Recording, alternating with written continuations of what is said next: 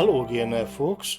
Soylent Green is one of those movies which is kind of obscure, but is you see people mentioning it quite a lot these days. It pops up again and again in the discourse. Or if I'm having a few beers in the pub and you're talking about what's going on in the world, it'll often pop up. But I often find that people, they kind of know something about it, but they're not that familiar with it. And so I gave it a watch recently, and I thought, well, what is it? What's going on with Soylent Green? Even the name conjures up a kind of an unease. It's a cult sci-fi dystopian classic from 1973, based on a book called Make Room by sci-fi author Harry Harrison.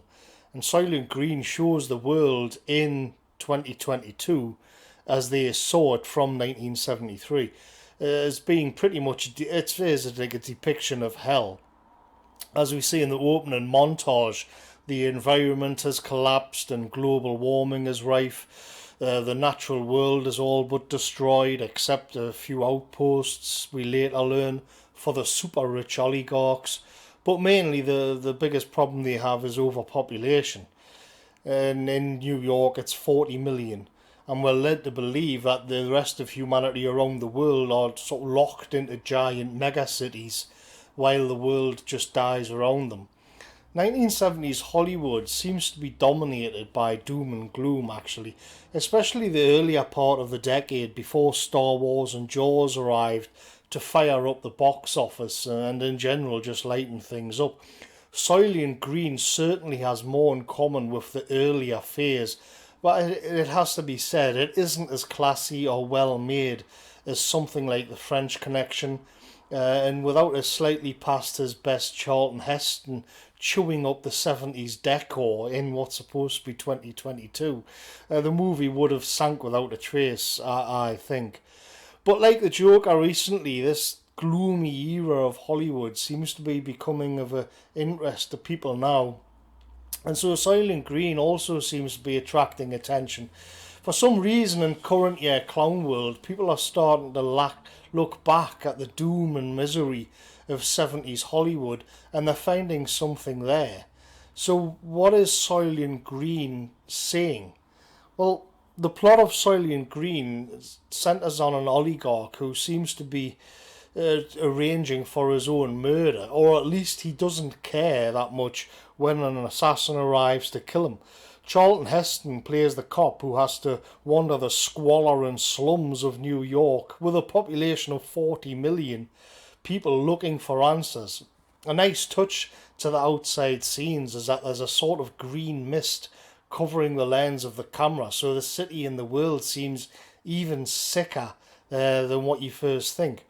And Heston lives with Edward G. Robinson in a tiny flat, and he has to step over dead bodies and people sleeping on the stairs just to get out. You can almost smell the rot and the funk of it all. And the world itself seems to have a central government, but it's also obviously a global oligarchy, and the largest, or at least one of the largest industries, is called Soylent Industries. Normal foods like strawberries, bread and butter are luxury items for the sweating masses because there's no longer any arable farmland. Soylent's business model centres on feeding the seething human biomass with various products. The most famous being Soylent Green, and there's also two other ones, Soylent Red and Soylent Blue or something. But Soylent Green is the main one, which is supposed to be condensed blocks of plankton taken from the sea. But it isn't, it's no spoiler, this is really famous. It's actually processed humans who've been rendered down into biscuit type products. And the CEO at Soylent was having second thoughts and feeling guilty about it all, and so he was bumped off, and he didn't even mind being bumped off because he felt so bad. The stark reality is, though, that there simply isn't any other way to feed the masses. As Heston explains when he unravels the mystery, the planet is pretty much dead. Even the plankton have been fished out. Even the human mass has even managed to eat all of the plankton in the sea. So you get this impression that humans are just this virus on the planet. Humanity will either starve or it'll have to get used to consuming the last food source that exists in abundance, and that's themselves. I mean, the key scene for me, though, is when Edward Gene Robinson volunteers for euthanasia. You're allowed 20 minutes of nature, spiritualism, and bliss before death actually arrives. I think it's through an injection or through gas. And the music of Grieg and visions of mountains and lakes are a luxury, a slither of idealism and genuine humanity before the lights of the clinic come back on and your corpse is wheeled out to be processed like any other lump of waste that needs recycling. Religion, it's bleak, religion is touched upon a few times, but a priest is shot in the face while offering confession, and a woman remarks that God has left the world in an important scene when she hands over the secrets to Edward G. Robinson. And the final confrontation takes place in the ruins of the church. So there's this kind of symbolism there that in this world, religion, Christianity at least, has completely gone from the equation entirely. And this raises an interesting question. While I watched Soylent Green, while I was watching it, I wondered why these characters actually cared that humans were being given a peaceful death, then turned into high-fibre biscuits to nourish the masses. It's not like they were munching on meat and sinew or drinking the blood of humans. It was just wafers. But it is disgusting. But why? In this world, all higher forms of spiritualism have been killed off. And it's here, I think, that resonates with people today in the age of consumerism and globalism. Why is it that so many people express disgust at eating bugs when we've already normalised and accepted killing babies in the room?